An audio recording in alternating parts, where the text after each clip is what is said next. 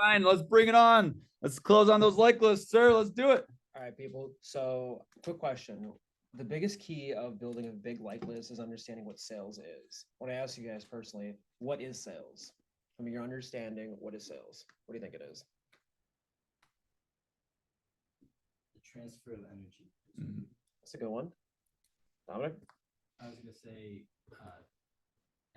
transfer of energy. I guess building value and closing. Building value and closing. Okay. That's a good one. What else? Zoom people. What is sales? What is sales again? What is sales? Solving a problem.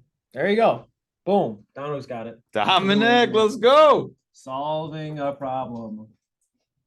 A problem. That's a great definition. Sales is solving a problem. The whole point of your demo is to fix their problem that they have in the kitchen, which is having crappy products, crappy knives, crappy pots and pans, crappy flatware, crappy gadgets. Your job is to solve their problem in the kitchen. And the easiest way to build a giant wish list is to solve all their problems and show how Cutco is the key to all their problems. So when you're on a demo, most of the time we're taught to start out with the knives and then we build throughout the rest of the demo. But in the beginning, when you're selling the knives, you ask these common problems. Mrs. Jones, I'm not sure if this sort of kind of relates to it all, but the reason why a lot of people decide to invest in Cutco is they're tired of having dull knives. They're tired of not having sharp knives to take care of them for the years to come. They're tired of having crappy gadgets and tired of having things that don't work properly in the kitchen. I don't know if any of those problems sort of relate to you at all. And then most of the time the customer will be like, oh yeah, I relate to that because you're just bringing up generic problems. What's wrong with their knives? They go dull, they don't know where to get them sharpened, they have a hodgepodge, wherever the case may be.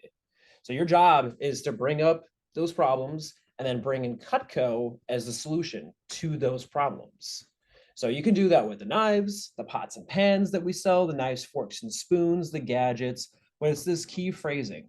Mrs. Jones, I'm not sure if this sort of kind of relates to it all, but the reason why so many people choose to invest in Cutco's blank, whether it's pots and pans, knives, forks and spoons, etc., the reason why they choose to invest in blank is because their customers are tired of experiencing this problem, generic problems with said product that most customers are used to struggling with, and then bring up how Cutco can be the solution to that problem. So by doing so, you're not just being a show and tell rep by showing the customer, these are our knives, these are pots and pans, these are knives, forks and spoons.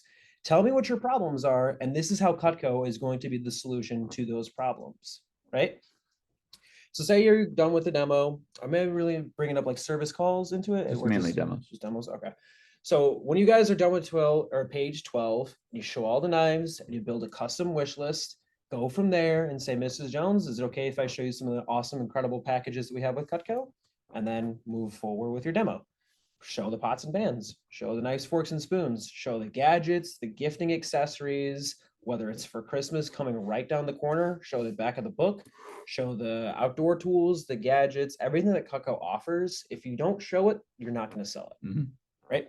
Just wrote that down. So, what's that? I just wrote that down. Yeah, if you don't show, you don't sell it. Yep. So, in conclusion, just to make it really basic for you guys, is your point of being a Cutco representative isn't to try and sell the customer everything that Cutco makes, even though they deserve to have everything that we make. Your job and your goal as a Cutco representative is to solve their problems in their kitchen and make their time in the kitchen as efficient as possible by buying Cutco. And then you're just their representative there to help them go shopping and get the best deal. Great. Let's give it up for Brian. Woo! Who's got some? Let's do a little bit of Q&A for you, Brian. As far as like page 12, let's say I'm a representative. By the way, if you guys have questions, you can ask too. Yeah. But let's say I'm on page 12 and the customer said no to the homemaker, no to the galley, no to the starter sets. How do you bounce back from like that no and like them saying no and maybe like them being in this no mindset or you being like kind of like defeated at that point? And how do you bounce back and still get an order that's, you know, bigger than one or two pieces? Well, in my mind, that's just a mindset thing of I just haven't shown them the right package.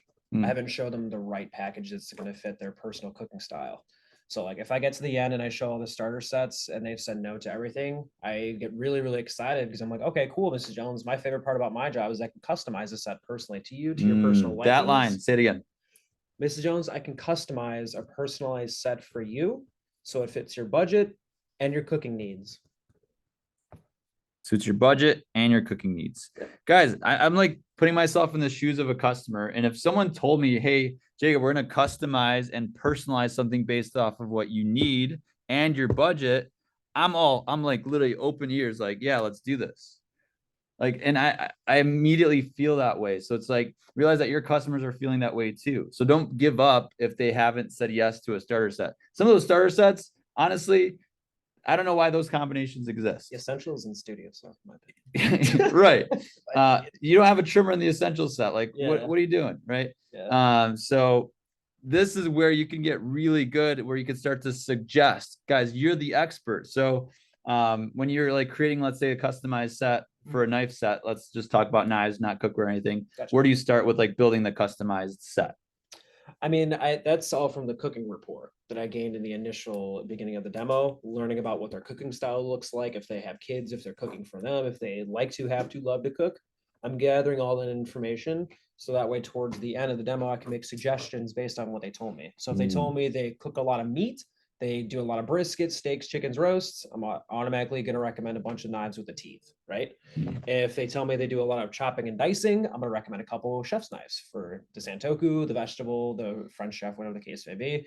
And, you know, if they do like occasional cream cheese on a bagel, if they could do sandwiches, stuff like that for spatula spreaders, all that kind of stuff. I'll suggest pieces that I know that they'll get use out of based on what they told me. Yeah. Remember, you guys are the experts. All I got to say is, hey, Miss Jones, can I make some suggestions for you? And based off of the cooking report, which by the way, when do you build cooking report? The whole demo. The whole demo. So like throughout the demo, like let's say you're doing names and uses and you're talking about the trimmer. Hey, do you guys ever sometimes once in a while cut tomatoes? Do you guys ever sometimes once in a while make sandwiches? And if they say yes, Brian's writing that down. Okay, they make sandwiches, they make briskets, they cut up heads of lettuce every single week. So then when he gets to page 12, it's like, all right, Miss Jones, based off what you told me, can I give you some suggestions? Hey, I think you should get this piece because you do this. You should get this piece because you do this. You should get this piece because you do this. Yeah. That's very personalized. And at that point, the customer's like, yeah, let's do it. And you shouldn't be afraid to ask for the order on that because that's what they would use and they would spend their money on. Yeah, to add on top of that, that's exactly the point. The customer will trust you even more there because they know you're not just there to try and sell them a set.